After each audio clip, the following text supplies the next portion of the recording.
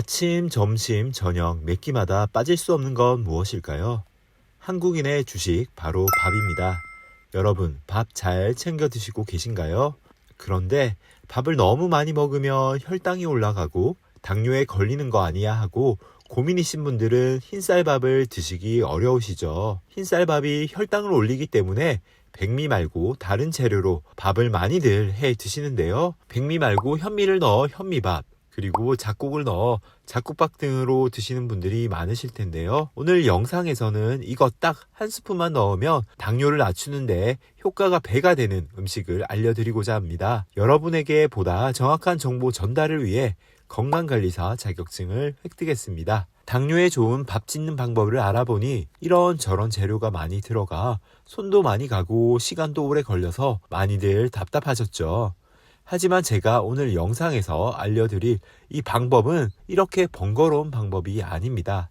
원래대로 밥을 하시다가 이것을 조금만 넣어주시면 밥을 드신 후에 혈당이 과하게 상승하는 것을 방지하고 인슐린의 분비를 조절해 혈관 건강과 장 건강까지 살아나는데요. 어떤 것을 넣고 밥을 어떻게 해야 하는지 바로 알려드릴 테니 영상 집중해서 꼭 끝까지 따라오시길 바랍니다. 첫 번째로 밥을 지으실 때 강황을 넣으세요. 광황에 들어있는 커큐민이라는 황산화 성분이 당뇨를 예방하고 개선하는 데 탁월한 효과가 있는데요.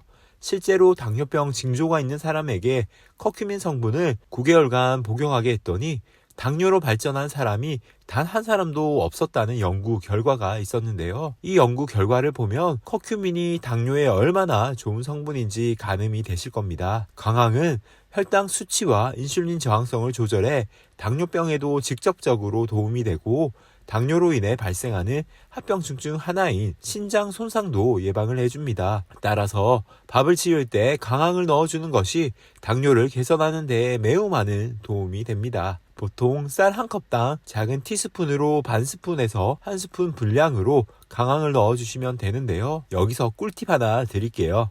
바로 후추까지 같이 넣어주시면 효과가 배가 됩니다. 왜냐하면 광황 속 커큐민은 체내 흡수율이 낮은 편입니다.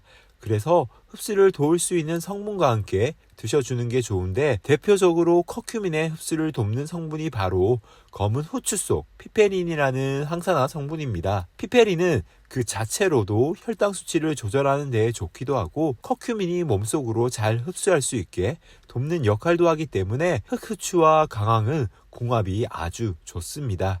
밥을 하실 때에는 후추를 강황에 3분의 1에서 절반 정도의 비율로 넣어주시면 되겠습니다. 두 번째로 밥을 지으실 때 소주를 넣어보세요. 이게 무슨 소리지 하셨을 텐데요. 소주는 건강에 해로운 것이 맞지만 밥을 할 때에는 이야기가 달라집니다. 특히 현미밥을 하실 때에는 효과가 더욱 좋은데요. 현미 속에는 폴리페놀이라는 성분이 많습니다.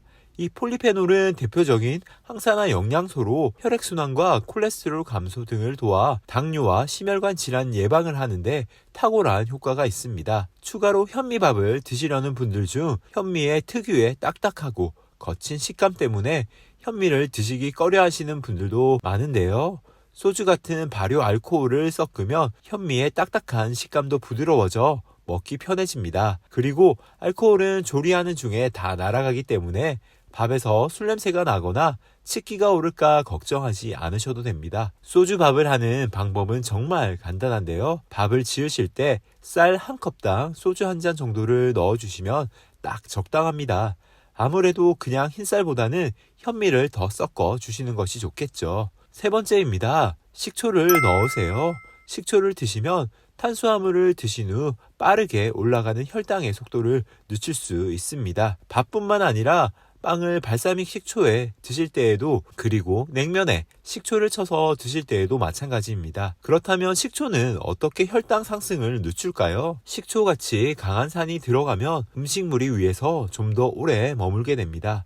따라서 탄수화물이 소화되어 급하게 포도당으로 흡수되는 것을 막아주죠. 쌀을 불리는 단계에서 식초를 한두 방울 넣어주시고 쌀을 불린 후 다시 깨끗한 물로 씻어서 밥을 해주시면 당뇨에 좋은 밥을 지으실 수 있습니다. 또는 밥을 드시기 전 식초를 묽게 희석해서 밥에 조금 뿌려 드시면 밥을 먹고 나서 갑자기 혈당이 올라가는 혈당 스파이크 등 혈당 상승을 막는 데 매우 좋으니 참고 부탁드립니다. 네 번째, 밥을 지을 때 기름 한 스푼을 넣으세요. 밥에 기름이 들어가면 쌀알이 기름으로 코팅이 됩니다. 일반적으로 쌀을 그냥 드시게 되면 쌀 안에 들어있는 탄수화물 전분이 빠르게 소화되어 우리 몸에 포도당으로 흡수가 됩니다. 그래서 당이 오르는 것이죠. 하지만 이렇게 쌀알이 기름으로 코팅이 된다면 전분과 기름의 지방산이 만나 저항성 전분의 상태로 바뀝니다. 이 저항성 전분은 이름 그대로 일반 전분보다 저항성이 있어 소화 시간도 더 오래 걸리고 따라서 포도당 흡수가 느려져 혈당도 천천히 오르게 됩니다. 단 기름은 식물성 기름을 활용하는 것이 좋습니다. 올리브 오일, 들기름, 콩기름, 참기름 등을 활용해서 드시기 바랍니다. 밥을 지으실 때 쌀 한 컵당 티스푼 하나 분량 정도로 기름을 넣어주시면 됩니다. 추가로 밥을 드실 때에는 밥을 충분히 식혀서 드시는 것이 좋습니다. 같은 밥이라도 갓 지은 밥보다 식힌 밥이 당뇨에 더 좋습니다.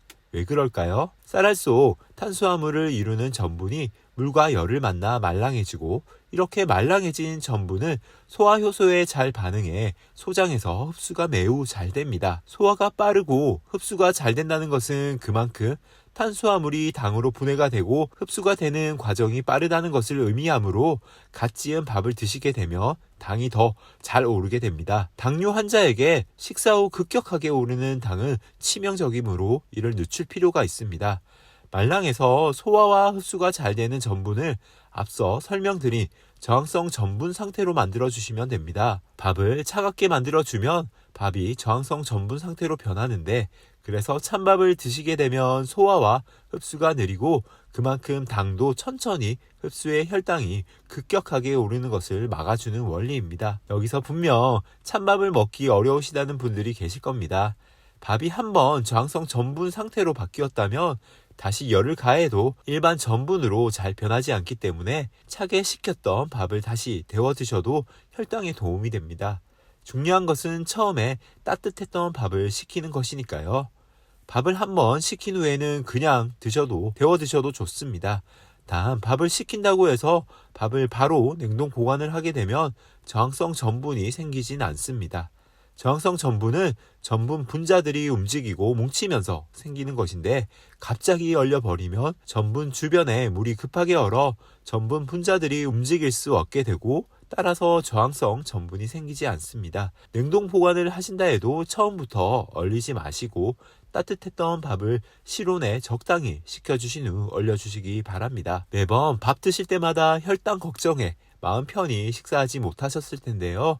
제가 오늘 영상에서 알려드린 방법으로 밥을 지으시면 혈당이 전보다 덜 오르는 것을 확실히 느낄 수 있으실 겁니다. 오늘 영상이 도움이 되셨다면 구독과 좋아요 눌러주시고요. 소중한 주변 분들에게도 이 영상 공유해주세요. 지금까지 중년건강TV 건강관리사였습니다. 그럼 저는 더 유익한 정보를 들고 다시 돌아오겠습니다. 오늘 하루도 건강하세요.